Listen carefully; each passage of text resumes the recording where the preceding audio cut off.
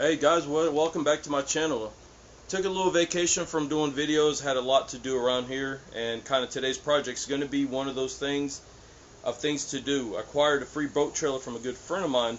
Only problem is the bad hubs, and when I say bad, I'm going to show you real quick. This is going to be a real instructable type video for anybody out there that has never changed a set of hubs on a trailer. Basic same principle will apply to basically any car, automotive style hub. They're all basically going to be the same. So I figured while I'm going to do this, let me just shoot a quick video, kind of walk you through what really is detailed or whatnot, and what it's going to require to change a set of hubs out. And I'll kind of show you the quick method of how I'm doing this for a pretty reasonable price. So I'll mount you on the tripod and we'll get started on this video. Alright guys, this is really what we're going to need. Starting out with a brake cleaner of sorts. You're going to need a brake cleaner, or I've got carb really cleaner. Just really whatever I'm going to have to clean off excess grease off my spindle. You're going to need some kind of a hub. Now, whenever you're going to go out to the whatever store, and I found this at Northern Tool. It's a complete literally kit, all in a little jar. The hub I chose, which I'm going to go back with a 5-lug hub. Now, what it's going to be really to your type of trailer or whatever you're going to be working on, you make sure you have the right bearings. We're going to get into that in a minute, but I want to just show this off. This is the Ultra Tow kit. I believe it was $34.99 a piece. You get literally everything you're going to need inside this kit to replace a set of hubs. Very handy, replaces them for any kind of damage that you have to your existing hubs, and we'll get into that in the video here in a moment.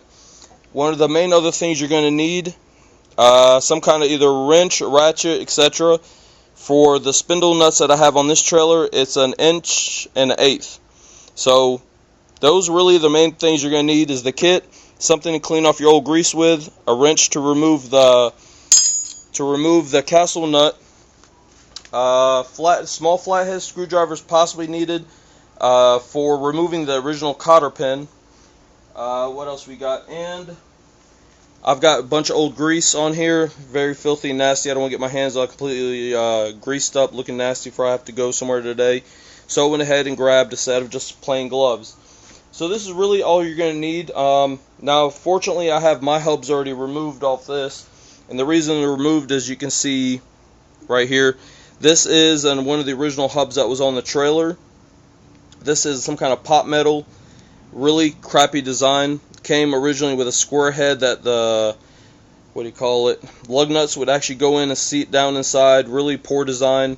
I believe my friend was changing out a tire or something.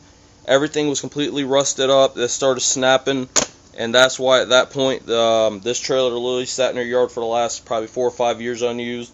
Needing some kind of flat deck trailer. I'm actually building 2 this year. This is going to be one of them.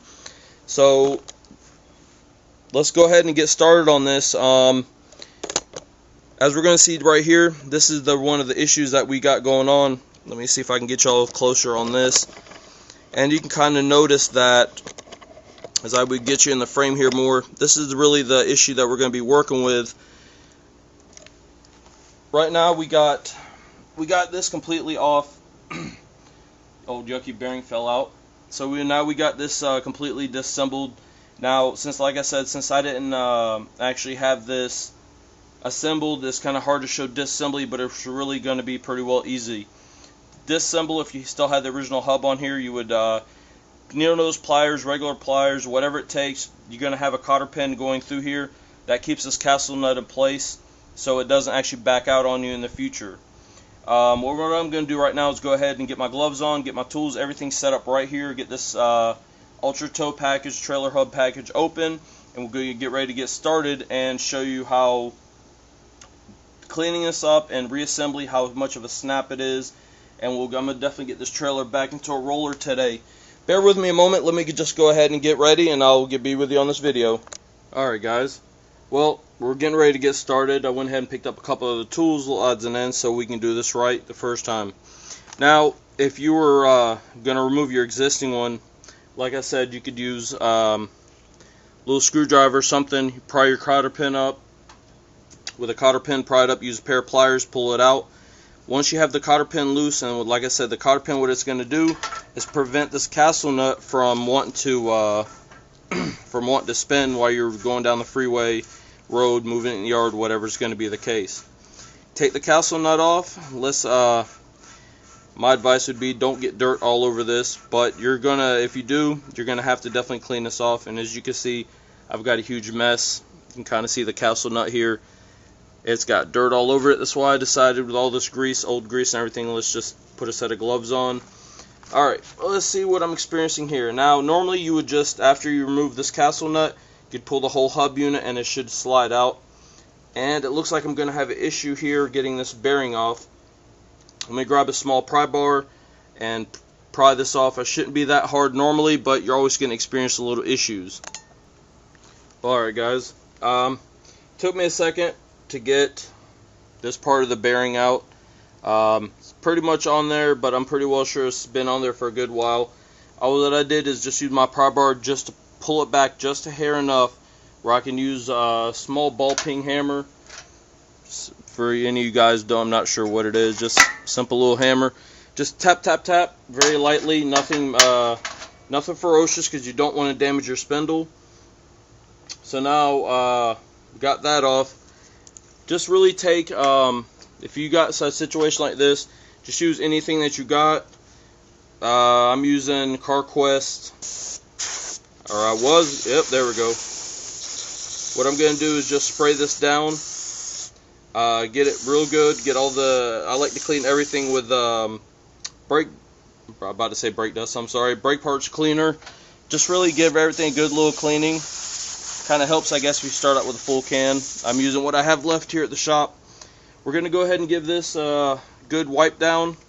Get it real clean. You want to get all the dirt, all the dust, everything off, especially the threads. Everything helps. You start with a good clean job. You'll end up having do this job once. You can go probably forever before ever having to do this again. So here we go. Just giving her a good wipe down. Going to get all the old grease, everything off this. Get back to a nice clean spindle. Make sure while I'm looking, I'm also wiping it, and I'm also checking to make sure that I didn't nick this spindle on here. So there we go. Got her done. It's cleaned up, nice and clean, nothing major right there.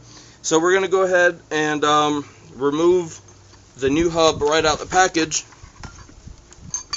Alright, make sure I don't drop nothing else. Here's the new hub assembly. If you notice, it's got grease. It already comes pre-greased. Grease seal everything. They did put a liberal amount in here. This was sitting in my vehicle, so it is kind of wore out. And something to mention, I took my little Harbor Freight gauge and I measured the exact distance, complete digital. It's completely 1 inch. And the reason I'm mentioning that right now, if you hopefully you haven't watching this and working at the same time, is you want to make sure what size yours is. Now mine is a 1 inch. They make a 1 and a 1 and 16th. Just give her a little tappy sometimes. This is a pretty good tight fit for the grease seal. And we're gonna there we go. Get this on. You got a little plastic tool that comes in with the kit. Now I'll show you what this is going to be for in a moment. We'll set that aside. Cotter pin, you notice it's just taped right there. And what I'm doing is the outer bearing is just sitting inside the tool. Oh, now it fell right there in my hand. If you notice, it's nice, freshly thick grease. So we'll go ahead and support this. Slide this on.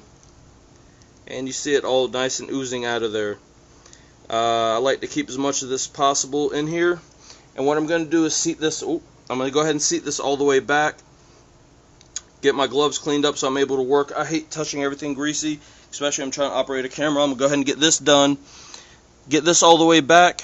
Then the next step is going to be to go ahead and I need to check to see if this is, I'm probably pretty well sure I'm missing a washer that goes in there. But let me double check all this, because you got to remember I did get this from an individual, so I'm kind of working with what they gave me. Alright guys, what I've done, if you noticed, I've gotten this scooted back as far as I can get it properly without hurting anything. I went ahead and put a washer. I had to go find one. Thank God that I keep a huge collection of nuts and bolts. Always helps out in the shop, especially if you're fabricating or if you're just fixing odds and ends stuff, kind of like my case here. Keeps me from having to run down to the hardware store, pick something up, or if it's too late in the evening and they're already closed.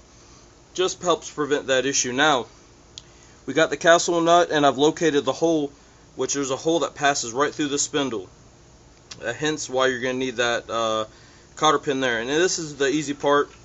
Go ahead and get her started. Don't be careful not to cross thread. Let it work on easily. And start cinching her down. What I've got is, like I said, for my application, it's an 1 1/8 inch. I'm using a closed-end wrench. And just go ahead and start moving her. As I'm tightening, if you notice, I'm going to keep spinning this. And what I'm going to do is snug her up. See, like right now it won't move.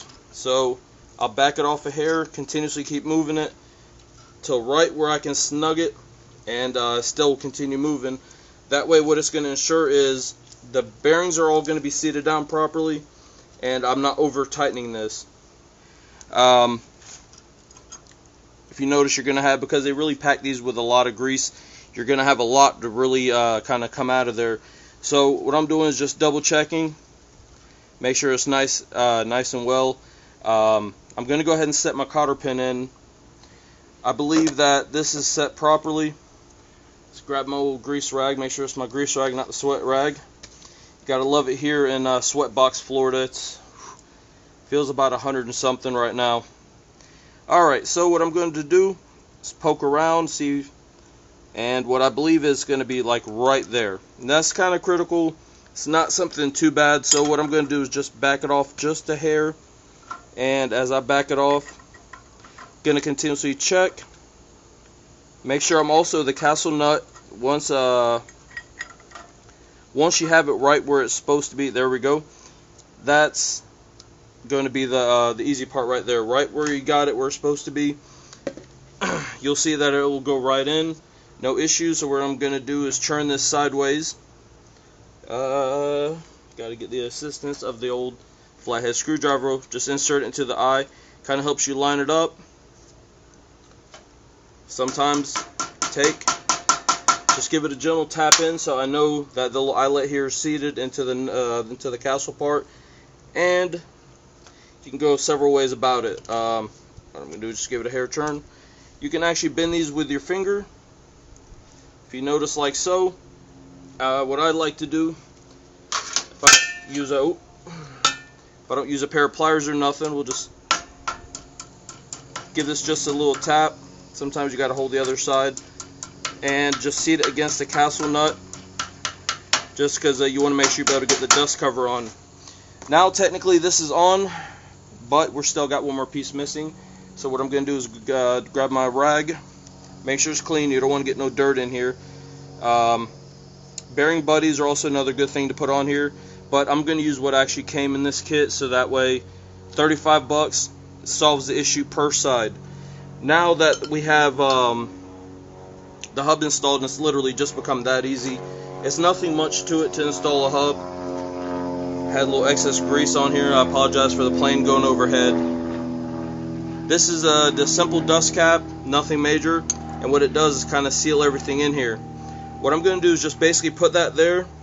It's a little plastic tool, which seems like a pretty little handy thing. What it does is it slips right over here and it catches that lip. Now I've seen guys go ahead and beat the hell out of the center of these with a traditional hammer. Block of wood, I've just used a simple mallet, kind of get it square as possible, and there she goes. She seats. What I might actually do is make a couple of these more out of PVC for the future, so if I ever take these off, re-grease everything, I've got one. That's really it. Everything's on here. The cotter pin is locked down. So what I'm going to do is go ahead and put a tire on this side. I'm going to go ahead and proceed to do the other side, and we'll take a final look what it looks like with some tires on. Alright, well, after getting both hubs put on, wasn't that big of a chore. Probably took me longer to, I had to modify a washer that was just a hair too small. Kind of just took it, took the Dremel to it, took a second, just opened it up just a hair, so that way it prevented me from having to go to the shop or out to the hardware store. Basically, after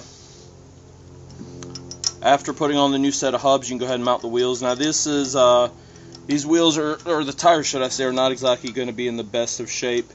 They're definitely dry rotted. They haven't been in service in several years, but to put this thing back as a roller, I can wheel it around the yard, do what I got to do. So that's what I went ahead and opted for that for right now. Definitely going to the tire shop and going to take this up there. What I'm going to do, since I have the Harbor Freight or the Pittsburgh tire changing machine, I'll probably break them down here, save myself the money, or to go talk to one of my buddies. These are just 13-inch little trailer tires, so we'll go ahead and definitely get some of them. Probably break it down here, go ahead and I'll take the angle grinder with a wire wheel. We're going to clean these up, give them a nice little paint job. Right now, just putting on the lug nuts. What I'm going to do is just use a wrench just to go ahead and get them on there, snugged up, and then what I'll do is once I get the whole entire thing down on the ground, we'll go ahead and use a 4-way and anchor them down.